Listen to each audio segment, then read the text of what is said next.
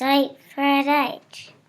Hello and welcome back to Your Pennsylvania Dutch Minute. Back by popular request is Mrs. Madenford with some follow-up questions. When we posted those two videos, there was a lot of really great comments, and I appreciate the comments, but there were people that had some questions too. So I collected all those questions and I brought her in for a follow-up video to address some of the questions you guys had. So let me pull these questions up and we'll see what we can get ourselves into. So this is my favorite question. It's the very first one. Somebody asked, because of the way that the other videos were, that it seemed like I was doing a lot of the heavy lifting in the marriage. And someone asked, did Jessica bring anything from her side of the family to the marriage? Listen, guys, I'm just going to give it to you straight up. Doug is pretty proud of his heritage, and because of his passion, that highly influences the way our household runs. But I think what Mrs. Madenford is completely missing is the fact that of all the things, I think one of the biggest things is that we are living here in central Pennsylvania where you grew up. Yeah. We aren't living in traditional Pennsylvania Dutch country. Okay, so, but you know that we met up here. No, I know. And we started living together here. Yes, right. We have talked about moving home, but the timing, like, we both have our careers here. And don't let her tell you. I mean, there's stuff from her side of the family. All right, we gotta move on. Next question. So we talked about the foods that she likes in Pennsylvania Dutch culture, and someone asked, are there any foods that she got introduced to that she did not like or does not like? All right, tell us, what are they? Yeah, well, probably only one really that I don't care for at all, and we have talked about this recently in conversations with other people, the mincemeat pie, because I don't really like the flavors of everything. It just doesn't mesh well for me, but it is difficult for me to separate a meat pie from traditional dessert. Yeah, it's weird. For a lot of people, it would be really weird that you're having a meat pie with ice cream, but God, it's one of my favorite things. And we only eat it, my family only eat it one time a year at Christmas, so it's not like we'd have it all the time. So it was always a special treat, and I really like it. But yeah, I think it's an acquired taste, I guess. Anything else though, food-wise? I'm not a fan of tripe or souse. Again, those are some of the, on the far edges of our culinary spectrum. Not for everybody. Pickled compressed cow stomach.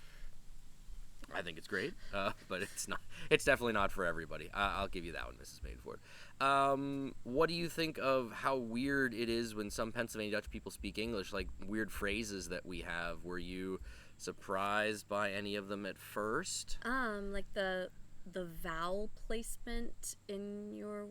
Well, how we speak, you mean? I guess. Yeah, but I think they were talking like phrases, like Pennsylvania Dutch English. We're going to make off. When we're talking about the snow, or this is a southeastern thing that I've. Southeastern Pennsylvania. Not just for you, but one of my colleagues is from there too, and he would always say, "A while. I'm gonna go clean up a while." Yeah, there's nothing wrong with that. Doing the dishes. I don't know. I think too. I remember correctly back when we first started dating and then got together. I would say like the milk is all or something is all, and then you were that typical response from somebody that's not. Used to Pennsylvania Dutch English, but it's all what? It's all. It's all gone. It's all. No, it's just all. Nope. So yeah, that was okay. Yeah, some weird phrases. Another question: does Mrs. Madenford speak any other languages? I was pretty fluent in Pig Latin whenever I was in high school, and then in 9th and 10th grade, I took French, and in college, I took a year of elementary Spanish, which I was able to use, but as it goes, if you don't use those languages, you lose it, so I don't have a lot of that left. And then I did audit a class of Doug's whenever he was an adjunct professor at one of our local colleges. I sat in one of his German classes, and he totally ignored me. Like, Well, I didn't I want don't this- even yeah. know who you. We didn't even think it know was- each other. Right. But the guy that sat beside me, he was a commuter as well, and he would see us going to the car, and he happened to ask us right after we got married that weekend. She got an A. Like, yeah, I didn't get a grade. Yeah, you do. Well, you auditing. anyway. All right, Ms. Madenford, why is it important, from your perspective, that we're teaching our kids Pennsylvania Dutch? I I think we kind of talked about this in the one video, but maybe we didn't make it clear enough. I don't know, but go ahead. knowledge is power, and being exposed to other cultures, languages, otherworldly things is very important to us, because it really helps the kids understand where others are coming from and their experiences. Can we hear Jess speak some Pennsylvania Dutch?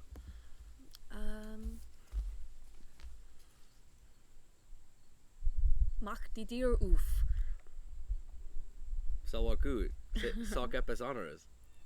Ich lieb dich. Oh, ich lieb dich. Kiss me. No, nee. Crap. Boss. Boss. Oh, Boss. what's kiss? Boss. Kish.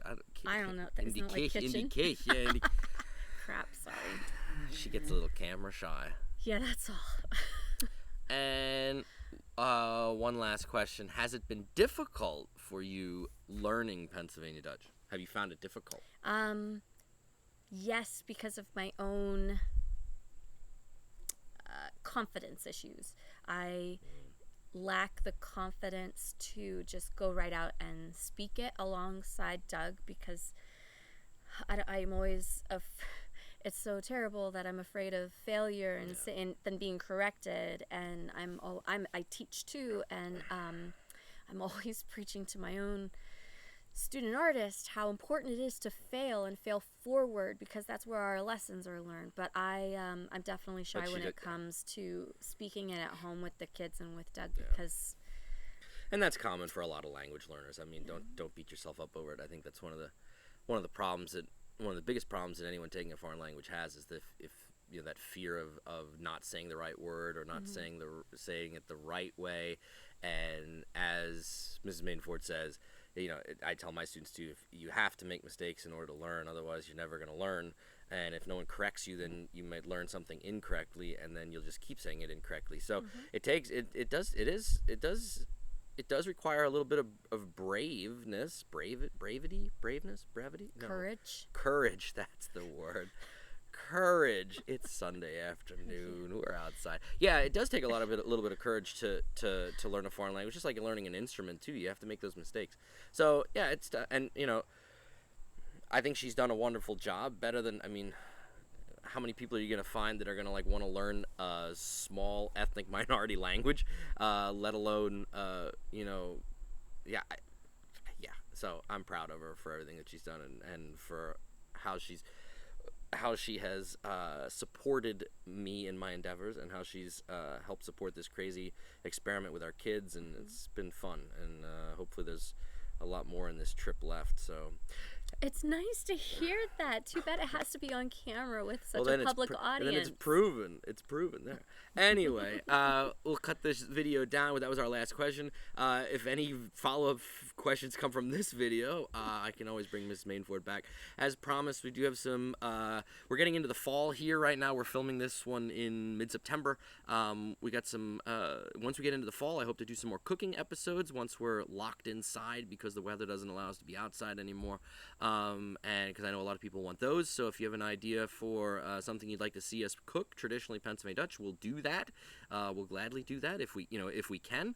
And if you have any questions for future videos or ideas for future videos, well, you have to email us, and I'll get working on those. Subscribe to the YouTube channel, tell your friends, spread the love, and in the meantime, keep practicing your Pennsylvania Dutch, and Macht's gut.